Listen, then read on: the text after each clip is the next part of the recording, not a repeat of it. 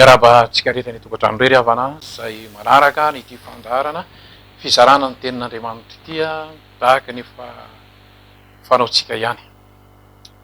Mialohan'ny zarako anareo ny afatr'Andriamanitra ity dia ametraka ny fotoany ampelatana ny tompo isika mba ny fanahy masin'Andriamanitra no hitantana antsika eto amin'ity fandrenesana ny tenin'Andriamanitra ity vavaka isika.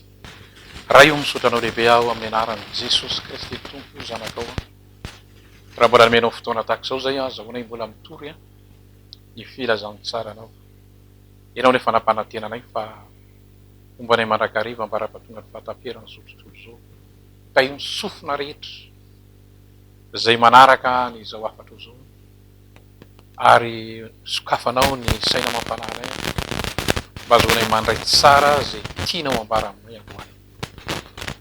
Tononoko amin'ny anaran'i Jesosy Kristy tompo izany vavaka izany. Amen. Ny afatra izay hozaraiko aminareo eto ry havana dia nataoko manokana mihitsy mba ho atsika mpino, atsika zanak'Andriamanitra. Ny antony dia tena ny fanahy masina mihitsy tato anatiko no tena mba nanaitra mba hoe mba te hizaranareo izao fahatsapana izao. Fahatsapana izay nampandalovin'ny tompo aty tao anatin'izay fotoana efa mba elaela ihany ary izay ny tiako zaraina amintsika rehetra kristianina nateraka indray tena tiako apetraka tsara. Ianao raha mbola tsy natsapana izany fahateram-baovao izany mety manaraka nyty afan'Andriamanitra ity. Ny anasaiko anao dia mba enoy tsara, enoy tsara ary mangataha amin'ny tompo koa anao mba anisany ho tafiditra amin'izany atao hoe zanak'Andriamanitra nandalo ny fahateram-baovao. Fa izay mihitsy ity fampianarana ity. Androany ny tenin'Andriamanitra izay iaingako eto dia ilay voasoratra amin'ny Galatiana. Galatiana toko 5 ao andininy 9 no iaingana ny amin'ity fampianarana kely hozaraiko aminareo ity. Zao ny voalaza ao. Mandehana ozy araky ny fanahy mba tsy hatateraka ny filany nofo ianareo. Zay le voasoratra ao. Fahatsapana teo amin'ny apôstôly Paoly nomeny ny fanahy masina any apôstôly Paoly ity tenin'Andriamanitra zaraiko aminareo ity. Hoe tamin'ny voalohany teo hoe ho atsika kristianina, tsika manko rehefa nandray amin'ny tompo dia manomboka eo miaina amin'izay izany atao hoe fiainana amin'ny fanjakan'Andriamanitra. Manomboka eo. Ary manomboka eo dia tahaka ny olona rehetra ihany tsika, tahaka ny olona rehetra izay andalo karazan-javatra be dia be. Ohatra resahako amin'izany, anisan'ny lehibe aloha ny fiavian'i Jesosy Kristy eny amin'ny raony lanitra, fiandrasana an'izany. Manaraka izany ireo karazana didy maro be isan-karazany izay manodidina antsika. Anisan'izany ihany koa ny karazana fitsapana isan-karazany. Ary ny amarana koa zany angamba dia ny hoe asan'Andriamanitra izay napetraky ny tompo ho andraikitsika izay nandalo ny fahateram-baovao. Manoloana an'ireo ity tenin'Andriamanitra ity hozaraiko aminareo ity izay no heveriko fa tena tokony tena ho tsapa ary tena tokony ho fiainana mihitsy mba hitatsika ny tena fahamarinana ny tenin'Andriamanitra rehetra hoe ino raha ombanao mandrakariva mbara-pahatonga amin'ny fahataperana zao tontolo zao. Ny teny fikasana dia ho anareo sy ny zanakareo ary na iza tsony Jehovahandriamanitra anatinazy. Misy teny fikasana be dia be. Tafiditra ao anatin'izany atao hoe fanjakan'Andriamanitra ianao rehefa nandray an'ity Jesosy Kristy ity. Ny tari-dalana nomeny Jesosy ary tokony ho marina amin'ny fiainantsika ry havana izay nateraky indray dia le voalaza ao amin'ny Jaona. Ao amin'ny Jaona toko 4:7 andininy 7:20. misy nyity tenin'Andriamanitra ty zao le voalaza zao manao hoe raha misy ti aho Jesosy de hitandrina ny teniko izy ary ny raiko ho ty azy ary akao aminy izahay ka onona ao aminy. Zay ny voasoratra. Jesosy Kristy no miteny an'io. Ny olona zay nandalo zany, zay nanaiky an' Jesosy Kristy ho tompo ny fiainany, de io fahamarinana, Andriamanitra miteny an'io io fahamarinana lazain' Jesosy io no tokony iainana ary tokony inonony zanak'Andriamanitra isan'andro fa io no mampiavaka azy. Lasa fonenan'Andriamanitra izy. Le Andriamanitra namorona ny tany sy ny lanitra mihitsy no miteny an'io teny io lasa monina ao anatin'le olona nandray azy. Jereo tsara ngerevana ny masarobidy zany atao hoe olona nateraka indray, lasa tranon'Andriamanitra izy. Andriamanitra monina ao anatiny. Ary io Andriamanitra io rehefa monina ao anatiny ny apôstôly Paoly moa takatsika ihany nge ny apôstôly Paoly tamin'ny voalohany tsy nafantatra an'izany izy. Fa rehefa nafantatra an'izany izy de zao zarainy amitsika zao ary zao zaraiko aminao zao ihany keo de tokony ho marina amitsika zany hoe fiainana araky ny fanahy. Ile voalaza ny Galatiana toko 5 andininy 2 ny resafiko taminao io. Mandehana ozy araky ny fanahy. Tamin'ny voalohany ny apôstôly Paoly tsy natsapan'izany izy. Fa rehefa natsapan'izany izy taty aoriana de nandeha namangy fiangonana ary nampaherin'ny fiangonana de nizara mihitsy tamin'ny fiangonana marobe. Ohatra namangy tany Kolosy izy, fiangonana tany Kolosy. Hitanao zany amin'ny toko voalohany andiny 7 misy ny tenin'ny Paoly hoe Kristy ao anatinareo. Eto tena tiako averina tsara mihitsy ary tiako tsirina tsara zay fa zay mihitsy ny maha-kristianina ny kristianina. Kristy ao anatinareo izy ny fanantenan'ny voninahitra. Hoy aty hoe io apôstôly Paoly io takatsika ihany tamin'ny voalohany tsy nafantatra an'izany izy. Olona tao ambanin'ny lalàna io tsy isan'andro io miresaka lalàna fa tsy nafantatra an'izany. Zany fanan'Andriamanitra monina ao anaty zany. Zany Andriamanitra namorona ny tany sy ny lanitra zany monina ao anaty. Tsy fantatry Paoly zany. Fa rehefa nanomboka fantany am'izay ilay izy de nanomboka nampianarany fiangonana ary androany ampianarany fiangonana, ampianarany fanamasina ho atsika rehetra koa ny tena hoe taky ny ahoana moa zany atao hoe kristianina zany. Ny apôstôly Paoly ihany ty miteny ty ao amin'ny Galatiana toko 4 andininy 20 koa tsindriny Paoly tsara zay hoe tsy za tsony ny velona fa Kristy ny velona ato anatiko izy. Zany hoe tena fahatsapana tao amin'ny apôstôly Paoly mihitsy. Zany hoe onenan'Andriamanitra izy. Tsapany mihitsy zany hoe tak zao zany atao hoe mandeha araky ny fanahy.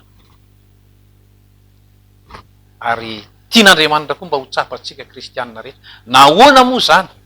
Hoy aho, ho tian'Andriamanitra am'izao fotoana zao averina amitsika, natoriana amitsika satria be dehibe ry havana ny fanontaniana apetraky ny kristianina koa eny an-dalan'iny.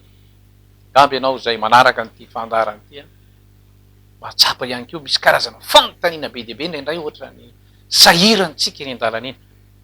Marina zany amin'ny voalohany aloha ny fiainana kristianina ngeravana misy dingana tak'izao mba tiako mba ho tsapan'olo. Misy faminaniana zay manambara ny atao hoe fanjakan'Andriamanitra ty na fiainana kristianina any amin'ny Ezekela toko 7:7 any.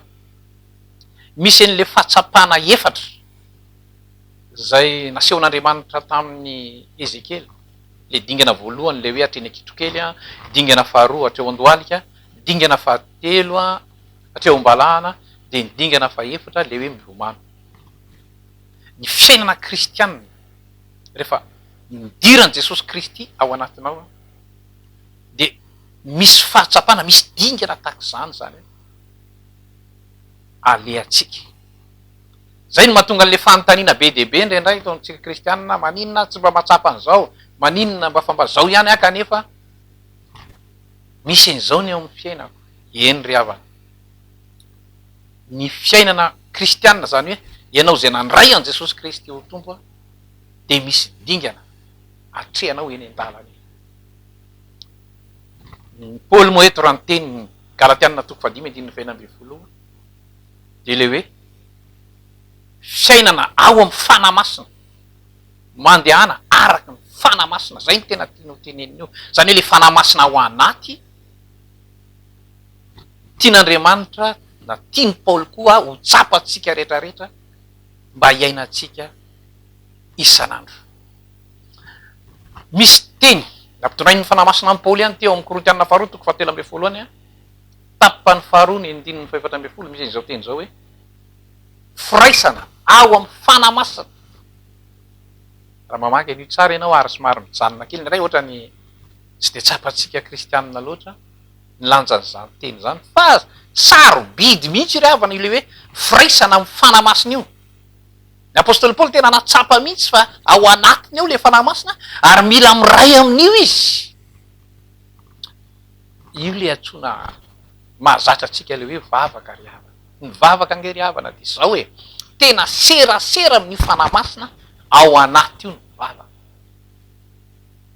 tsy voatery hoe tsy maintsy miteny mafitaka zao zao tsy voatery ihany ko hoe tsy maintsy eny ambony pilipitra vo mivavaka mivavaka na any am-piangona vavaka mivavaka fa ao anaty eo ao anaty eo le fanamasina ao anaty eo le andriamanitra ao anaty eo le jesosy kristy le hoe firaisana amin'ny fanamasina misy fampianaran' jesosy zay any amin'ny liko atoko fahavalo ambe folo andininy voalohany raha manaraka ianao vakio tsara ngeny raha manaraka an'iny ianao le hoe tsy mety ozy raha tsy mibavaka mandrakariva tsireraka zao le izy raha ohatra ka zavaina tsotra hoe tsy mety raha tsy mifanerasera amin'io fanamasiny ao anaty io ianao eo amin'ny fiainanao a andavanandro mandra-pialanao eto amin'ity zao tontolo zao ety zay ny tena dika an'io hoe tsy mety ary ilainy zany ry havana matoa andriamanitra miteny zany matoa jesosy miteny zany a tena tiany ianao tena hifanerasera tianytsika hifanerasera aminy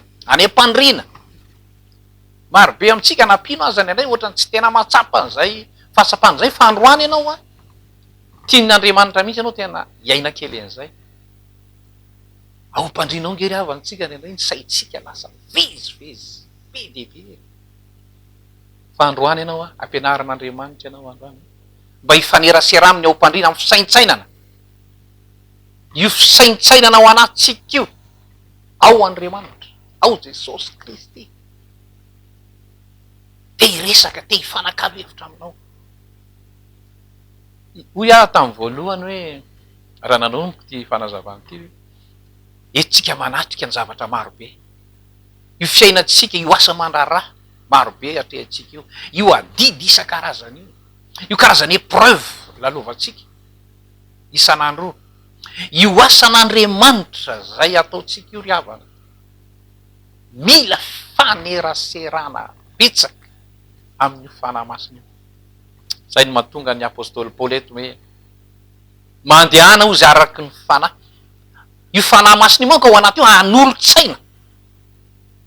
anolo-tsaina anao ao ozy ary ampianatra anao zay lalaka lehanao jerevo tsara andriamanitra miteny izy any amin'ny filazantsara njaona toko fahinana ambe folo any koa izy mampatsiaro tsara jesosy manao hoe aniraka ny fanahako eny aminareo a ary rehefa tonga izy de izy no ampatsiahanareo izy ary ampianatra anareo eny na de ny zavatra ho avy azy de ho resany aminareo fiainatsika kristianiny ty ry havana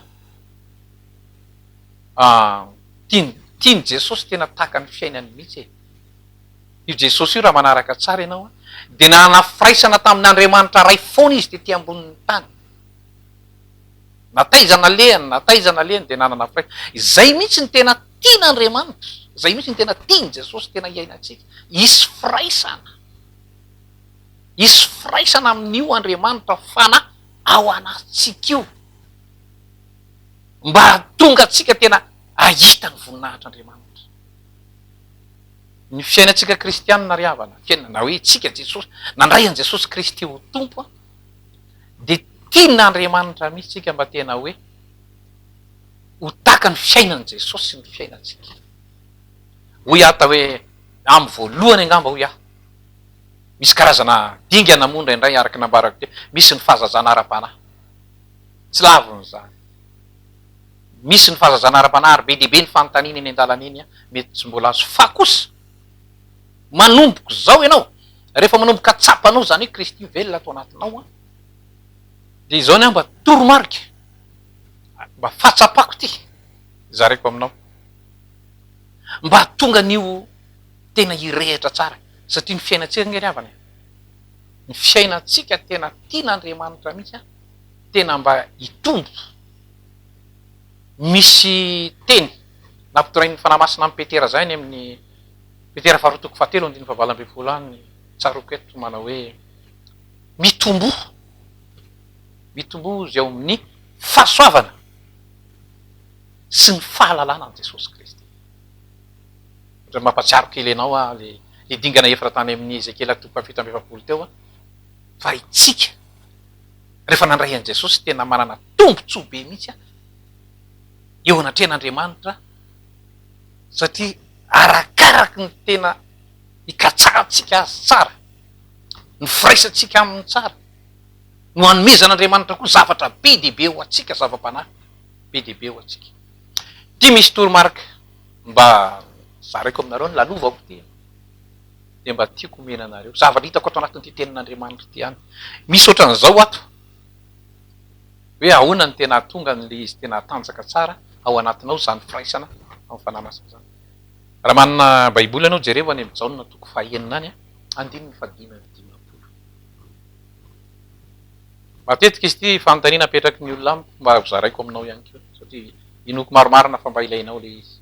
Zao le voalaza zao, le hoe nofoko izy Jesosy ny tena fihinana ary ny rako no tena fisotro. Mazava ho azy zany, matoa Jesosy miteny an'izany dia marina arabaky teny ary tena tokony iaina, tsy fantany mba ahoana ny fiainanao an'izany.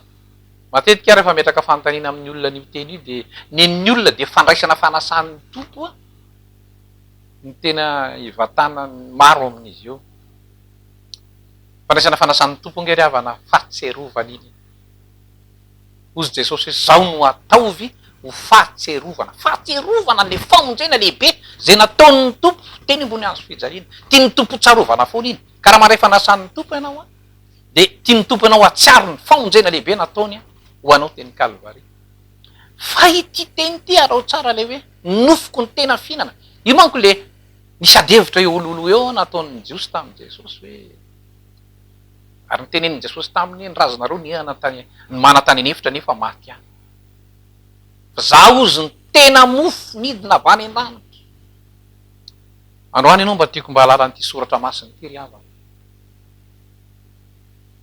Jereo tsara vakeo amin'ny Jaona 1. Manomboka amin'ny 1 ka hatramin'ny 1:7. Tsy manam-potoana lava be hamakina an'izany aminao fa matiako ianao tena andinika tsara. Iza moa ny tena tiany ho tenenina? Ny teny ozy tamin'ny voalohany teny ary ny teny tao amin'Andriamanitra ary ny teny dia Andriamanitra. Ary io teny io izy toa niara-nonina tamintsika. Dia ry ambany ery izy, tena manazava tsara mihitsy. Ary ny teny dia tonga nofo. Teny. Ty teny ty. Androany ianao ry havana, fanamasina ny hampahiratra ny masom-panahinao. Rehefa tonga ny an-trano koa ianao manana baiboly mba avakeo nge ny tenin'i Jesosy tamin'izy mirahalahy. Le hitanao zany amin'ny Luka 4:20 rehefa tany Emosy. Zalaro nge olona namaky tenin'Andriamanitra, namaky an'io testamenta taloha, i Torah io namaky an'io. Izy roalahy io namaky an'io Torah io ary nafantatra tsara. Fa nanontanian'i Jesosy izy teny an-dalana teny ny zavatra nitranga tamin'i Jerosalema. Dia misy teny mafimafy nataon'i Jesosy an'izy roalahy hoe ry adala sy votsasaina ka tsy mino zay rehetra nolazain'ny Mosesy sy ny mpaminany. Mafimafy zany tenin'i Jesosy zany ry havana. Ho atsika manaraka ny tiavan'Andriamanitra te. tsika zanak'Andriamanitra manomboka androany. Tsarovy tsara zay tenin' Jesosy zay ry havana. Fa ianao mila mino ary mila mihinana ity tenin'Andriamanitra ty raha te ahita ny fahamarinana. Ozy Jesosy tamin'izy reo lahy nanoratra ny laza izy io. Ary zany mihitsy nge ry havana raha manaraka tsara ny tantara ianao, ohatra fotsiny amin'ny Exodosy 2:12 raha manaraka ny tantara io anao de Jesosy inge nitandindron'ile zanak'ondry le nivonoana, nalatsaka ny rany de nasiana tamin'ny tolambaravarana. Nanoratra ny laza izy io Jesosy. Ianao androany averiko tsara, ny sakafo raha miteny Jesosy eto hoe ny nofoko ny tena fihinana de manasanao manomboka androany. Raha tianao velona araky ny fanahy ianao, manasanao Andriamanitra androany mba hihinana ny tia atao hoe tenin'Andriamanitra ty. Ary ny aito ny tena hitaritako aminao de zao, ny testamenta vaovao ny tiako mba hojerenao tsara, mba haverinao tsara. Satria ozy ny tenin'Andriamanitra hoe Jesosy tonga tety ambonin'ny tany tamin'ny alalan'ny fahasoavana sy ny fahamarinana. Tian'Andriamanitra zany hinana ny tia atao hoe tenin'Andriamanitra tianao isanandro. Ny nofoko ozy ny tena fihinana. Manambaran'i Jesosy Kristy io tenin'io. Ho atsika nateraky indray, nandray an' Jesosy Kristy ho tompo. Mangataka aminao raha tia hita zava-miafina ianao, manomboka eo amin'ny filazantsarany Matio ka hatramin'ny bokin'ny Apokalipsy. Ataovy mifamezivezy betsaka aminao io aloha. Ny nofoko Jesosy ny tena fihinana. Ny fanahy masin'Andriamanitra anazava raha mpianatra anao. Marobe ny zanak'Andriamanitra ry havana, ndraindray ohatrany tsy de tena mihinana loatra, tsy de tena marina amin'ny zanak'Andriamanitra maro loatra zany tenin' Jesosy hoe ny nofoko ny tena fihinana. Ity atao hoe filazantsara ty ry havana. Eto tena misarika mihitsy kosa aloha ny testamenta vaovao, tiako tena hivezivezy ary tokony hiainanao isanandro ny fahamarinana io. Zay no vao mitsambikina any amin'ny testamenta taloha. Fa matetiky tsika sahirana, misy zavatra tsy tena iainantsika tsy mazava amitsika natao amin'ny testamenta vaovao, de mitsambikiny tsika satria ohatrany hoe tia hanamary tena angatsika amin'ny zavatra zay ataotsika. Fa manomboka androany ianao, ozy Jesosy eto, arao tsara ny nofoko ny tena fihinana, manana fahazarana mba ho marina amin'ny fiainanao isanandro zany fahamarinana tenin'i Jesosy Kristy zany. Ty tenin'Andriamanitra ty zany mila mivezivezy betsaka ao anatsika. Faharoa, ny rako ny tena fisotro. Nahoana moa ry havana ny rany Jesosy ny tena fisotro? Zay koa aloha ny planin'Andriamanitra any amin'ny Genesis 3:20 any. Iny le raha nalotsany teny Kalvary iny nitandindro nolatsaka manazava tsara ny le zavatra nitranga tany amin'ny voan'ny zanak'Israely tany Egypte. Inona ny tena asan'le raha? Ozy ny tenin'Andriamanitra ny amin'ny Exodosy 2:12 any, manazava ny fiainana ny raha, aina ny raha. Ao anatsika eo ry havana misy ny atao hoe saina ao anatsika. Ao anatin'ny ty vatantenatsika ty misy ny raha, aina. Ary voalaza ny tenin'Andriamanitra ny amin'ny Hebreo 7:7 fa io rahan Jesosy io no antokana afaka manadio fieritreretana lalina ozy ao anatsika. Ny rahan Jesosy tena fisotro satria nahoana? Ny andro tokony zavatra mitranga eo amin'ny fiainatsika de miodina ao anatin'ny saina daholo. Ka raha tsy ny rahan Jesosy no manadio ny fieritreretanao de ho sahirana ianao. Zany no mahatonga an'ireny karazana reratsaina ny maro. Ny ràn Jesosy ny tena fisotro. Zany hoe tena ny ràn Jesosy no afaka manadio mampaheriny ny ao anatiny sainao ao. Mazava ihany keo moa ny ràn Jesosy eo amin'ny epistiliny Jaona voalohany, toko voalohany andininy fafito manadio manapotika ny ota rehetra. Gataka anao ataovy marina amin'ny fiainanao zany tenin'Andriamanitra zany. Ny rà kosa Jesosy tena fisotro, ary ny nofoko zany hoe ty tenin'Andriamanitra ty no tena fihina. Za rehefa tena araky mba fahatsapako manokana ty zaraiko aminao ty ry havana. Ary mino aho fa ianao ko ngamba zay manaraka an'izao mba mety matsapa zavatra fa niazahotsika miatrika an'izao karazana fisedrana isan-karazana eto ambonin'ny tany zao nge ry havana. Mila an'izany tsika. Mila an'izany fahamarinan'ny tenin'Andriamanitra hoe ny rako ny tena fisotro ary nofoko ny tena fihinana. Zany hoe ty tenin'Andriamanitra ty ny tena fihinana hoaninao isan'andro. Mba tonga anao azaka an'ireo karazana épreuve be dia be. Ahitanao ny herin'Andriamanitra. Farazavatra hafa ivelan'izany fahamarinan'ny tenin'Andriamanitra zany. No ezahanao manompo ny tompo ho sahiriny ianao. Devoly fahavalontsika nge ry havana ozy ny soratra masina mandeha nitaka ny liony. Mitady zay arapany. Ary ny tena fahaizany dia zao manodikodina nyty tenin'Andriamanitra ty. Ka raha ohatra ianao manao tsirambina n'izany fahamarinany nambaran'i Jesosy hoe ny nofoko ny tena fisotro, zany hoe ty tenin'Andriamanitra ty ny tena fihinana.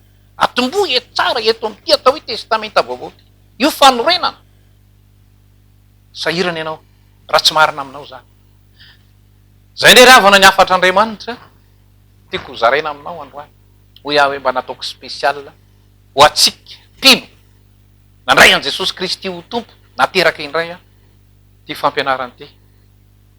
Raha mbola men'ny tompo fotoantsika any orinany mbola mino aho fa mbola isy ihany keo mbola fizarana fanampiny zao zavatra zay nizaraiko amintareo androany. Ho an'Andriamanitra ny voninahitra misaotra amin'ny tomposika hivavaka marana an'izao afatr'Andriamanitra zao. Ray eo misaotra anao lehibe aho tamin'ny valim-bavaka zay nomenao anay androany.